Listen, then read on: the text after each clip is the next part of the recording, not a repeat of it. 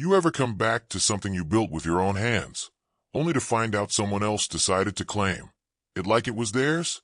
Yeah, that's exactly what happened to me. 3 years ago, I built a small, peaceful cabin deep in the woods, a place to escape from the chaos of the city. It was my pride and joy. Hand-cut logs, a wraparound porch, and a small dock overlooking the lake. I called it my quiet corner of the world. Then life happened. My father got sick, and I had to move across the country to take care of him.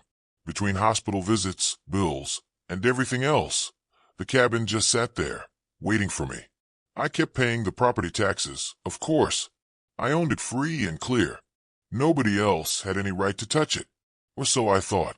When Dad passed away, I decided it was time to go back, to finally breathe again. I packed up my truck, loaded some supplies, and hit the road. The drive was peaceful until I reached the old gravel road that led to my property. That's when I saw it.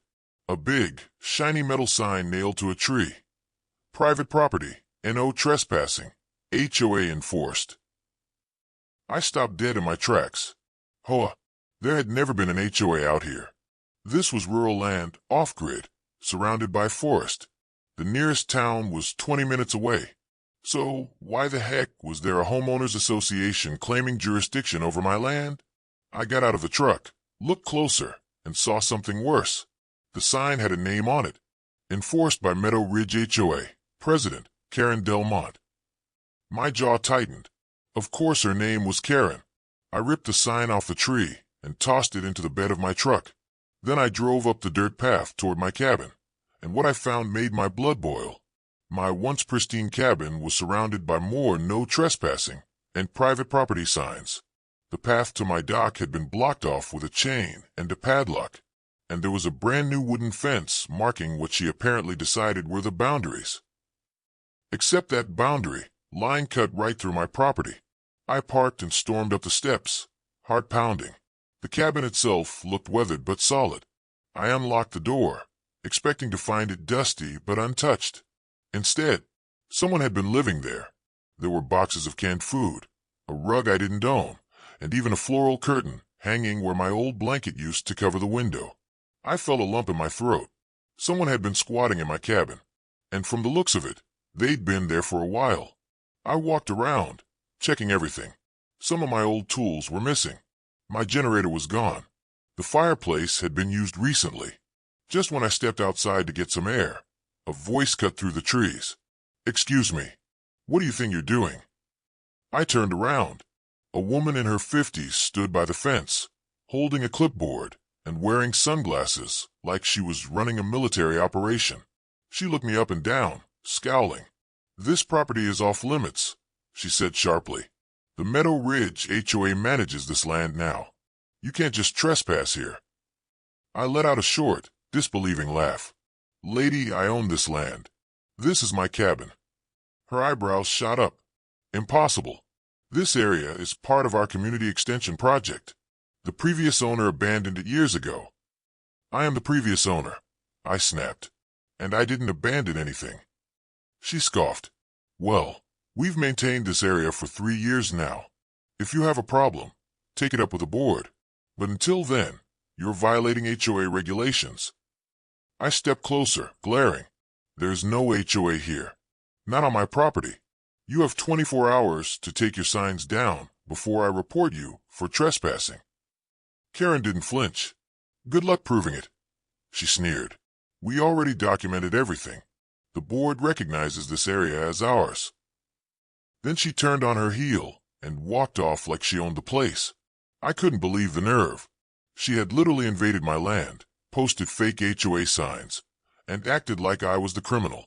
That night, I stayed in the cabin.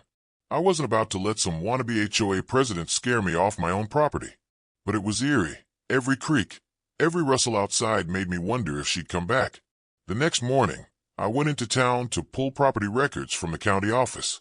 And sure enough, my name was still listed as the legal owner.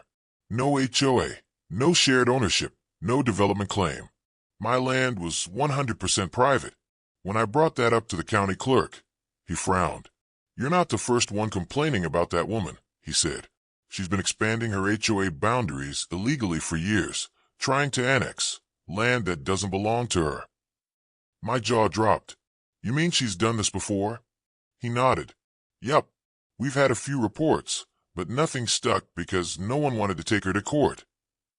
Well, that changed today. I headed back to my cabin with a plan. If she wanted to play games, I'd give her the show of her life. I installed trail cameras all around the perimeter, hidden in trees, under the porch, even one near the dock. I wanted proof of any trespassing. The next morning, I woke up to find the fence extended further in. Karen had actually brought 2 guys with her, hammering new posts right into my yard. I stepped outside, camera in hand. Hey, I shouted. You're on private property. You're being recorded. Karen froze, then put on that smug smile I was starting to hate. I told you, this land belongs to the HOA now. You can't record us. Oh, I can, I said, holding up my phone. And I'll be sending this straight to the sheriff. Her smile faltered for just a second. You'll regret this, she hissed. I smirked. No, you will.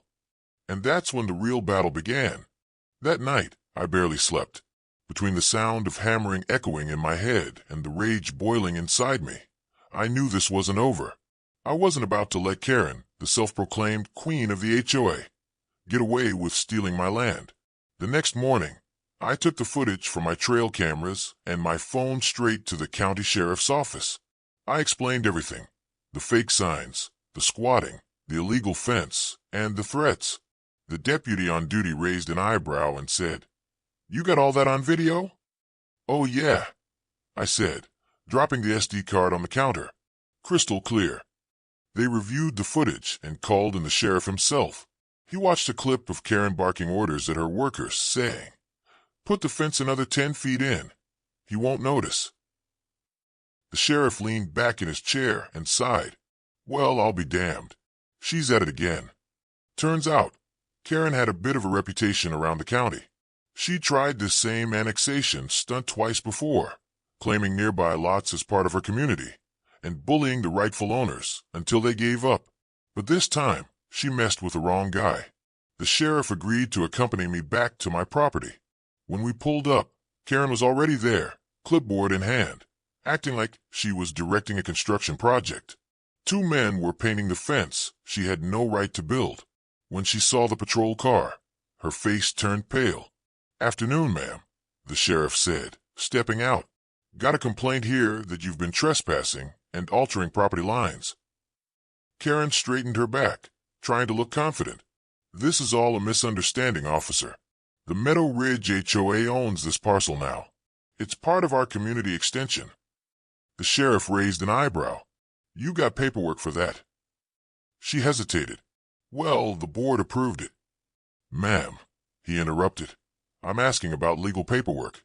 County records, deeds, zoning approval, anything official. Karen stammered. Well, it's pending. Then you're trespassing, the sheriff said flatly. Everything you've built here needs to come down. Immediately. The color drained from her face.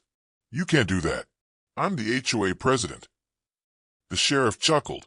Lady, you're not the law. And this isn't your land. She started arguing, claiming I'd abandoned the property and she was preserving it. But when I handed the sheriff my ownership documents and tax receipts, that was the end of it. He turned to her and said, You've got 48 hours to remove every sign, fence, and structure from this man's land, or I'll charge you with trespassing and property damage. I could have cheered right there. Karen stormed off, muttering something about ungrateful squatters and legal action. I didn't care. I finally had the law on my side. But of course, Karen wasn't done. 2 days later, I woke up to a barrage of emails and letters from her so-called HOA board. They were full of fake fines. $500 for unauthorized occupancy, $1,200 for environmental disturbance, $2,000 for property damage to HOA fencing. I laughed so hard I nearly spilled my coffee. She was billing me for removing her illegal fence. That's when I decided to hit back hard. I gathered every piece of evidence I had. Videos, photos, receipts, witness statements from neighbors who'd seen her crew working on my land. Then I filed a formal complaint with the county's legal department and a civil lawsuit for property damage, harassment, and fraudulent claims. When Karen got served, she lost it. She came marching up my driveway one evening, screaming about how I was ruining her community. I just stood there calmly, recording every word. "You can't fight me," she yelled. "I have influence. I've run Meadow Ridge for 10 years. "Then maybe it's time someone ran you out," I said. She lunged forward like she was going to grab my phone, but stopped when she saw my new "No trespassing" police monitored sign. Irony's a funny thing. A few weeks later, the case made its way to small claims court.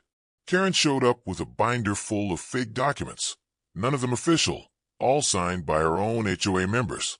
The judge took one look at the mess and sighed. "Ms. Delmont," he said, "you cannot claim private property as part of an HOA without the owner's consent or a legal annexation process. These fines and fences were unauthorized." She started babbling about community integrity and neighborhood unity, but the judge cut her off. "Ma'am, this isn't a dictatorship. This is private land. You're lucky the plaintiff isn't pressing criminal charges." The courtroom went silent. I could see her jaw tighten, her eyes watering, not from guilt, but pure humiliation. The judge ordered her to pay $15,000 in damages and remove every trace of her HOA interference within 7 days. When I got back home that afternoon, it felt surreal. The same land she tried to steal now felt like mine again. The "no trespassing" signs were gone. The illegal fence had been ripped out. Even the fake HOA boundary markers had vanished. But the cherry on top? A local reporter got wind of the story. "Man wins against rogue HOA president," the headline read. The video interview went viral, and suddenly, Karen's entire HOA board turned on her. She was forced to resign, and the Meadow Ridge HOA was hit with multiple investigations. A month later, I was sitting on my porch, coffee in hand, watching the sun rise over the lake. The cabin was quiet again, peaceful, just the way I'd left it years ago. Then my phone buzzed. It was an email from a law firm representing other homeowners she'd wronged. They wanted me to testify. I smiled. "Yeah," I muttered, leaning back in my chair. "Let's finish this once and for all." That's when it hit me. This wasn't just about a cabin. It was about standing up to people who think power gives them the right to take what isn't theirs. And as I looked around my land, I realized something. Peace isn't always found in quiet places. Sometimes it's earned through a fight, because no matter how many signs Karen posted, no matter how loud she screamed about her rules, she forgot the one thing that mattered most. You can't enforce an HOA on someone who refuses to be controlled. And in the end, the only "no trespassing" sign left standing was the one I put up myself.